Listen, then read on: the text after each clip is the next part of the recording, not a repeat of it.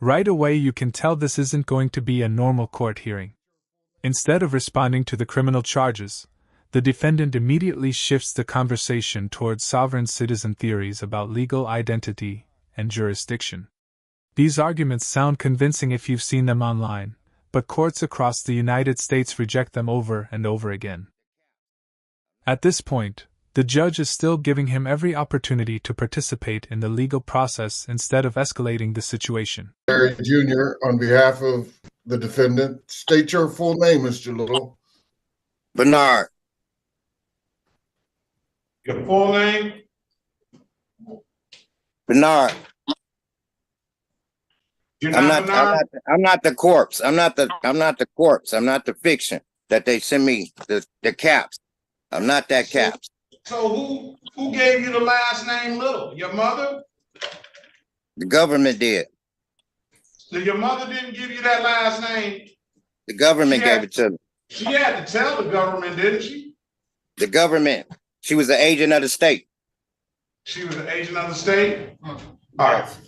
What are we going to do with these cases, Mr. Little or Mr. Bernard? I would like to know which jurisdiction I'm being tried under so I can adequately defend myself, Your Honor. Read the court rules. I'm not here to give you a law school instruction. Read the court rules. What do you mean? As a matter of record, I would like it to be placed on a matter of record how I'm being, what venue you are using, Your Honor.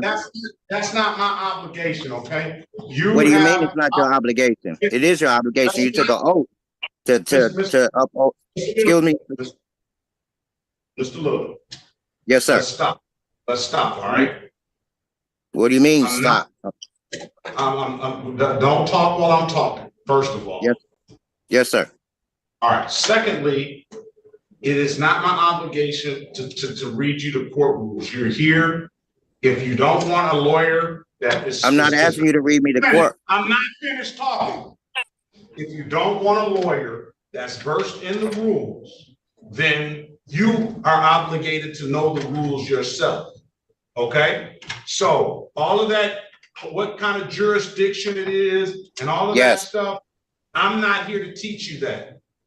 I'm here. You're not here to teach me, but you're here to inform me what jurisdiction that you're operating in, so I could defend myself. I'm not asking you to teach me anything. You're not teaching me anything. You're notifying me of what jurisdiction that you're operating in. Are you operating in commerce? Are you operating in military? What capacity are you trying me in? This is district court. That's what I'm asking. That's what I'm demanding. I'm not asking you anything. I'm demanding you tell me what process are you charging me of? Or are you charging this fiction of? Are you trying to get the bonds? I'm trying to figure out what's going on. This is actually one of the most important moments in the hearing. The judge isn't refusing to hear the defendant. He's explaining the correct legal process. If you believe the court lacks jurisdiction, you don't argue endlessly in open court. You file a written motion supported by law. That's how judges evaluate legal claims. The defendant keeps demanding immediate answers, while the judge keeps steering him back toward the proper procedure. You haven't notified me in the capacity how to defend myself. This is district court. These are criminal cases. Read the Michigan rules of court. That's not explaining which venue you are attacking me with. That's not what court. The court is the court 36th district is not a venue. It's a place. It's an establishment. It explains everything. It's not explaining nothing. I'm asking you to explain which jurisdiction are you heading me in? That's a simple question. Why are you running from the question? That's the answer. What's the problem with you answering the question, Your Honor? You're going to be the third person that I give 30 days for contempt of court to if you do not. Why would you do that? Why would you do that, Your Honor? Wait a minute. There's going to be some proper decorum in here, right? You're not gonna sit here and you're not gonna overtalk me. I've given you the answer to your question. If you don't like the answer, let me finish. If you don't like the answer that I'm giving you, then you file a motion on whatever you think jurisdiction is and wherever you think the case should be dismissed. It's not about what. Now you about to go there, all right? One more time, you interrupted me, and we're gonna go there. I said that gives you your opportunity to speak to the court through a motion. So whatever you say, whatever kind of path you want to take with these cases, I'm going to give you the opportunity to do that. But you have to put it in writing now, okay? So I can read it, the city can respond to it, and then I can make a ruling off of who I think is in accordance with the law. All right, Mr. Little? You still, Your Honor, I'm trying to address this matter properly. Okay. And I'm telling you how to address it properly. But you still haven't told me what venue you addressing me in. I just told you, you didn't like my answer. So with that being said, we're not going to go back over this again. You're going to either set the matter for a pretrial date. I'll give you an opportunity to write motions, and you can put whatever you feel that the law is, at the state of the law as you know it, or the state of the law as it is, or with the court rules and the statutory laws and everything. You can put that in there, and then I will let Ms. Snyder or somebody from the city law department respond, and then I will make a ruling on how I feel who's on the right side of the law. You can hear the frustration here. From the defendant's perspective, he genuinely believes the court isn't answering his questions. But believing something and proving it legally are two different things. Courts work on statutes, precedent, and written arguments, not personal beliefs.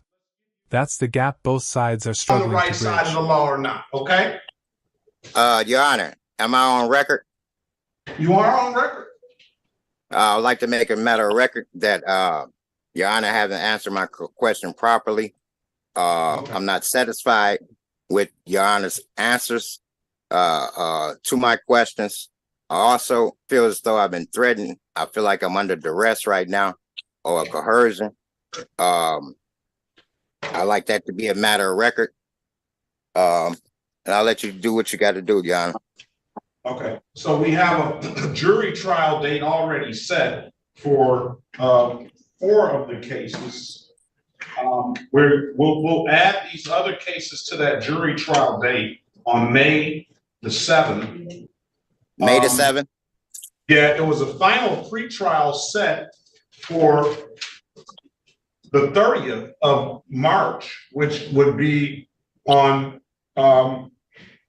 which would be, actually, that was a bad date because the 30th of March is Saturday. So we'll set another final pretrial date and give you a good date. And these motions, let's give you a motion date before May the 7th. What stands out to me is how patient the judge remains throughout the ending of this hearing. Instead of shutting everything down, he gives clear deadlines, explains each step, and even encourages the defendant to put every legal argument into writing. Whether those arguments have merit is another question entirely, but the court is still providing due process. That's often the biggest misunderstanding in cases like this. Being allowed to make an argument doesn't automatically mean the argument is legally valid. In the end, this hearing isn't really about who talks the longest. It's about whether the claims can survive legal scrutiny once they're put before the court in the proper form. Why don't you give me the motion by April the 26th? Your motion will be due. So that's a time where you, that's April the 26th, 4/26/2024, motions due, and the response to those motions, if you write them, will be on Friday, May the 3rd.